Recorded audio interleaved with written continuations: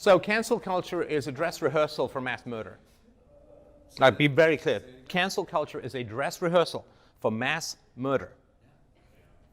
They're seeing if people can be disappeared from social media, and if people accept people being disappeared from social media, then they will accept people being disappeared from the world. When communists get into power, when socialists get into power, they kill us. No kidding, no fooling, and our families are lucky to get away. Yeah, it's a great leap forward off a cliff.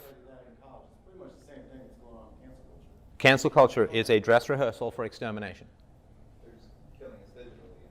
Yeah, listen, they call it character assassination. Because it's a rehearsal, right? It's a rehearsal. And the kind of lies that are told about me in the mainstream media, in Wikipedia and other places, are very specifically designed to get crazy people to target me in a violent manner. It's an incitement to violence, right? Because they portray me as such an evil person that's the old, would you shoot Hitler if you, as a baby, whatever it is, right? So yes, it is a sociopathic dress rehearsal for extermination. And it's very, very serious stuff because we want to push back while it's still in the form of language rather than wait until it's guys kicking in your door at 3 o'clock in the morning and everybody vanishing. So yeah, cancel culture is, well, first of all, it's the opposite of culture. See, culture is when you disagree. Otherwise, it's a cult. It's just the first syllable, cult, not culture, right? So culture is when we disagree. And we're allowed to disagree because that's what culture is. It's just conformity, otherwise it's just like ants in a row, it's nothing, right? So when you silence people you disagree with, that's the opposite of culture. That's stagnation, that's decay, and there's a murderousness to it. There's a murderousness to it. But they're changing the definition of the words. They're changing the definition of fascism. The fascism is to violently push someone back from not agreeing with you, but now they're changing it to be labeled to people that are pro-free speech.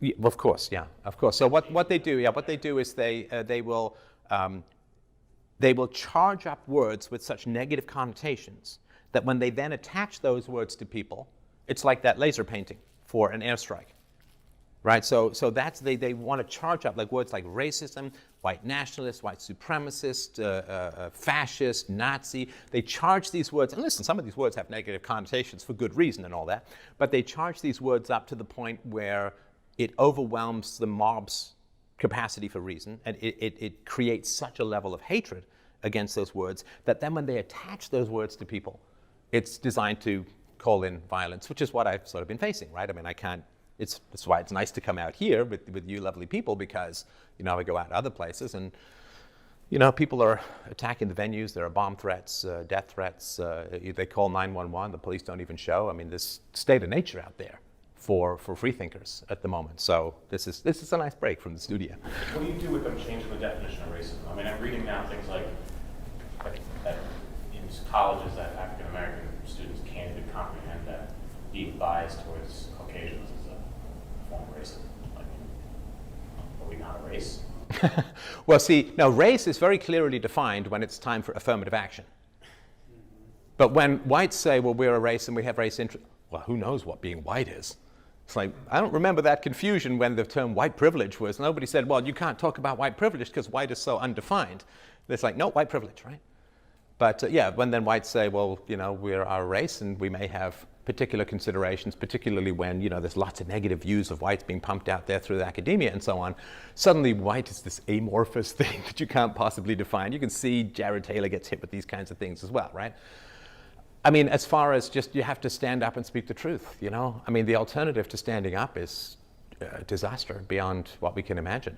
And understand, too, that so the word racism, it's largely invented and deployed by communists in order to sow divisions between the races, right? So we have people of different races here. We're going to have a pleasant and rational conversation, and I don't care about your race, and you shouldn't care about mine. It doesn't matter, right?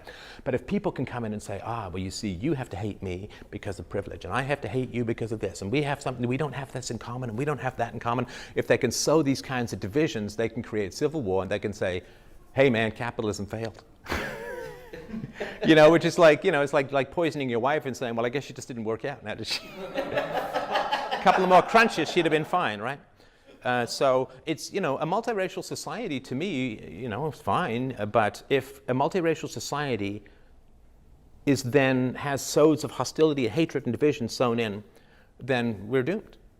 We're doomed. And it's, you know, that's why I push back against this term. There are racists out there for sure, but it should be very sparingly applied. You know, this spray of everyone with racism, it devalues the word, which is an important word, because there are some people out there who are racist.